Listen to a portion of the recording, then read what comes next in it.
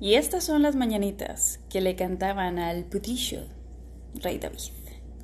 ¿Cómo olvidar las hazañas de este rey, no? O sea, todos tenemos como que hay más o menos el recuerdo de cuando nuestras abuelitas o nuestras mamás nos ponían así ya nada más para callarnos el hocico en las reuniones, para que no hiciéramos ruido, para que no estuviéramos fregando que queríamos ir al baño, que cuando en realidad ya queríamos largarnos de ahí a ver las caricaturas prohibidas de Dragon Ball Z, Los Pitufos y El Jardín Secreto y demás.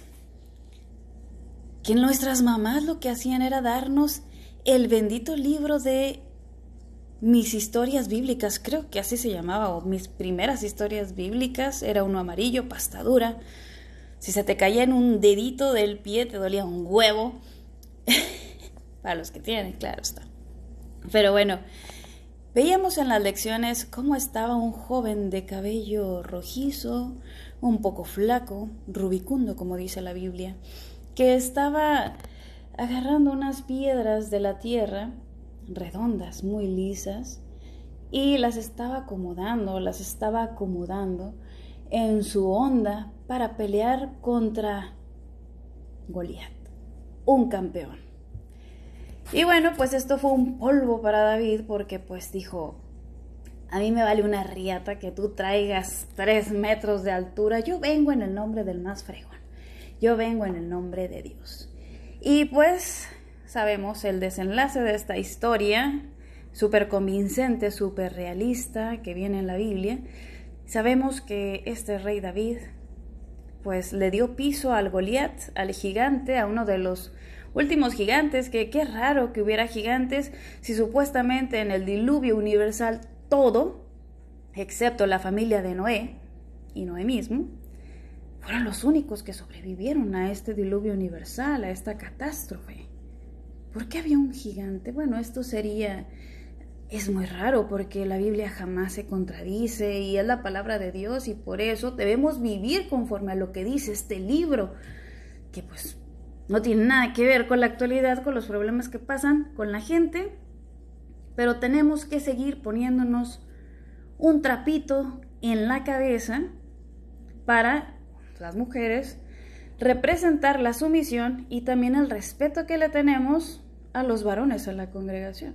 O sea, estamos tan actualizados en tecnología, en pensamiento, en filosofías, y todavía las hermanas de la congregación tienen que seguir poniéndose un trapo de la cocina en la cabeza cada vez que van a sacar el grupo, porque no hay varones, porque los hombres andan trabajando, simplemente se la están pasando muy mal en su casa y no pudieron ir a sacar el territorio. Entonces, qué raro que existieran gigantes en la Biblia en ese entonces, pero bueno, eso será material de otro video. Algo que me llama mucho la atención es que ¿por qué siempre recordamos a David con estas historias? ¿Y por qué no recordamos su oscuro pasado? Sus inclinaciones. Tichino. ¿Por qué no recordamos que un momento en el que él andaba por allí, por allá en el desierto y quiso quitarle a Nabal parte de su ganado porque él se lo estaba cuidando?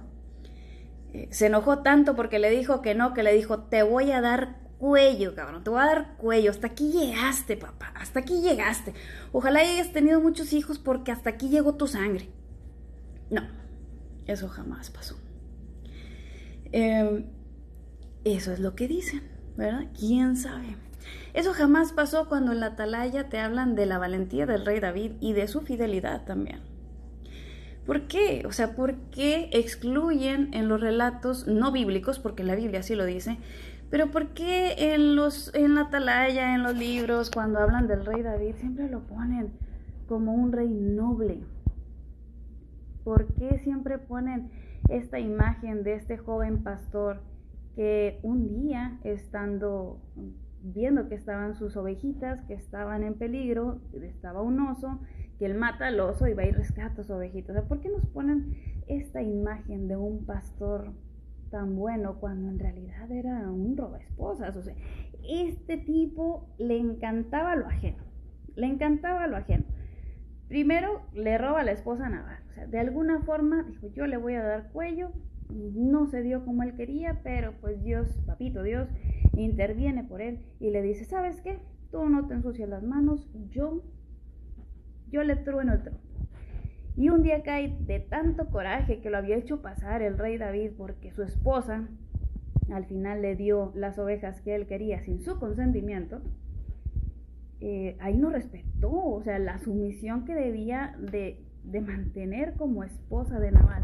No mantuvo esta sumisión, no mantuvo su postura, su lugar en la línea de cómo debe respetarse las jerarquías en la Biblia. Pero ahí Dios no lo vio mal, o sea, dijo, ¿qué tiene? Tú no le hagas caso, dale las ovejas, dale tortas de pasas al David, que al cabo que pues yo ya no voy a ver esto, yo no lo veo, tú no estás siendo una persona que está faltando a la autoridad de la Biblia. Con Lilith sí lo voy a ver, lo voy a ver también, o lo vi con Eva, pero a ti, tú estás bien colada, o sea, tú sirves para mi propósito, querida. Entonces, ¿qué fue lo que hizo? Pues bueno, dejó que el corazón del pobre de Nabal tronara en ese momento por tanto coraje que hizo y, o sea, ahí le abrió la puerta a David para que estuviera con la ex esposa, ahora viuda de Nabal. Le robó a la esposa. Y ¿quién no va a recordar en esa ocasión en la que, estando él sin hacer nada, que debía estar en la línea de batalla con todo su ejército, dijo, ¿saben qué? Yo me tomo unas vacaciones, váyanse ustedes, me duelen los piecitos, yo voy a descansar. Y de repente, sin hacer nada, estaba asomándose por su celosía y de repente dice, voy a salir al balcón a ver qué hay por ahí, y que de repente ve a una mujer bañándose. ¿Y qué tal? Esa mujer ni siquiera estaba soltera, era una mujer prohibida ante sus ojos, era la esposa de Urías.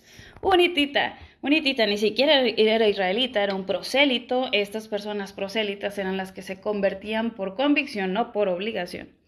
Por convicción a lo que era, bueno, no al judaísmo, o puede ser que ya entonces ya era el judaísmo, y pues rendían un voto sagrado a Dios diciendo que que iban a dejar todos sus dioses, sus costumbres, su nacionalidad e iban a adoptar esta nueva religión. Pues resulta que Urías pues fue un hombre que era más devoto a Dios sin ser un natural israelita.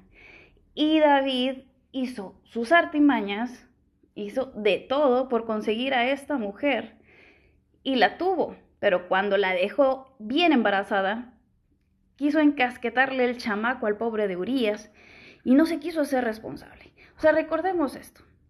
David, cuando se envolvió con Batseba, no fue porque se hubiera enamorado de ella, sino simplemente la deseó, la tuvo, la embarazó, quiso encasquetarle el chamaco al pobre de Urías, no pudo, y entonces, ¿qué dijo? Pues, ¿qué hago? ¿Qué? Lo pongo al frente de las líneas de batalla para que le den chicharrón, y se lo dieron.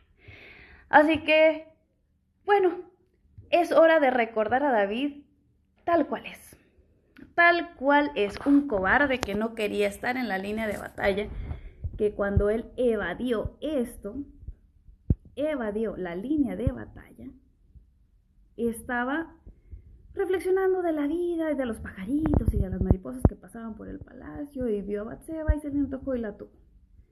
La única victoria real que tuvo David, supuestamente, fue con Goliat frente a frente, pelado frente a pelado. Y ¿saben qué? Él ni siquiera metió las manos, o sea, simplemente la piedra giró, dio un efecto como cuando Messi patea el balón y se va directo al ángulo de la portería y entra. Bueno, la mano de Dios, y no estoy hablando de Diego Armando Maradona, estoy hablando de la mano de Dios. El Dios de Israel fue el que guió esta piedra y se la atascó en el cráneo. Fue por eso que cayó, pero yo no sé si hubo un terremoto ahí porque dicen que estaba pesado el compadre, pero así fue como pasaron las cosas. La única victoria que tuvo, y ni siquiera fue limpia, papá, o sea, te has ensuciado las manos. Así que, feliz cumpleaños al cobarde misógino y, obviamente, roba esposas y falso del rey David. ¡Feliz cumpleaños!